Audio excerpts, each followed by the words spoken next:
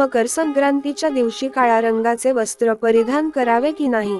दरवर्षी जानेवारी 14 रोजी मकर संक्रांती सण साजरा करतात, परंतु यंदा जानेवारी 15 रोजी उदयतिथीनुसार संक्रांती साजरी केली जाईल.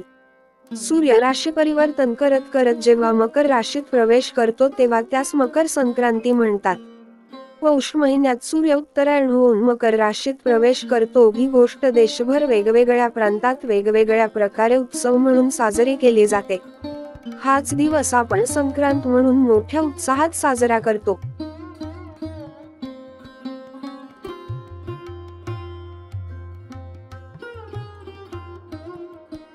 सण उत्सवाला आपल्या संस्कृतीत काळा रंग काही ठिकाणी चालत नाही. काळ्या रंगाचे वस्त्र परिधान करणे काही भागात वर्ज मानतात, परंतु काळ्या रंगानं शुभ अशुभच्या कल्पना मोडीस काढल्या असून कुठलाही सण असो वा घरगुती कार्यक्रम, ऑफिस पार्टी यांना आवर्जून काळा रंग असलेल्या साड्या आणि ड्रेसला प्राधान्य दिलं जातं. गूढ, आक्रमक, नकारात्मकता आणि शोकाचं प्रतिनिधित्व करणारा असला तरीही काळ्या रंगाचं आकर्षण काही कमी झालेलं नाही. त्यामुळेच काळ्या रंगाची किमया तरुणींवर आजही कायम आहे. मकर संक्रांतीला हा रंग आवर्जून परिधान केला जातो, यामुळे काळे कपडे परिधान करतात.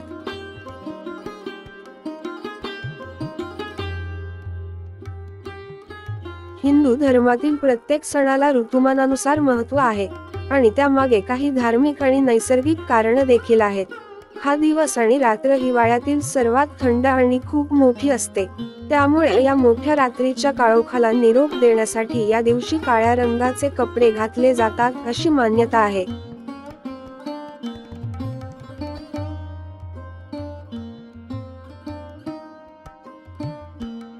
काळ्या रंगाची वस्त्रे ही बाहेरची उष्णता शोषून घेऊन शरीर उबदार ठेवतात, म्हणून थंडीमध्ये येणाऱ्या या सणाला म्हणजेच मकर संक्रांतीला काळ्या रंगाची वस्त्रे नेसण्याची प्रथा आहे.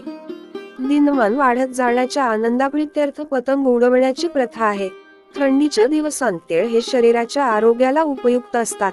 वर्षभरात कुणाशी मतभेद, भांडणे झाली असतील, अबोला धरला गेला असेल तर तिळगुळ देऊन हितसंबंध सुधारावेत आणि तिळगुळ घ्या गोड गोड बोला असा निरोप द्यावा.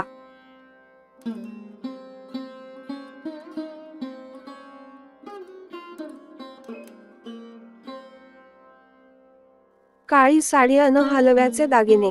नवविवाहित वधूच्या पहिल्या संक्रांतीला तिला काळी साडी व हलव्याचे दागिने भेट दिली जातात. बाळाच्या पहिल्या संक्रांतीनिमित्त त्यालाही काळ्या रंगाचे कपडे व हलव्याचे दागिने घातले जातात. त्यामुळे या वस्तूंची खरेदी संक्रांतीला प्रामुख्याने केली जाते. हलव्याचे तयार दागिनेही बाजारात उपलब्ध असून त्यात हार, नेकलेस, कानातले, बिंदी, बांगड्या, कंबरपट्टा, बाजूबंद, मंगळसूत्र, कानाचे वेल, मुकुट असे अनेक प्रकार उपलब्ध आहेत. याशिवाय आपल्या मागणीनुसार दागिने तयार करून दिले जात आहेत.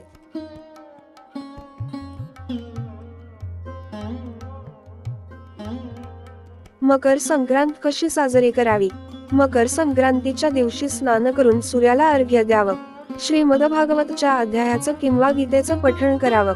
अन्न, चादर आणि तुपाचं दान करावं.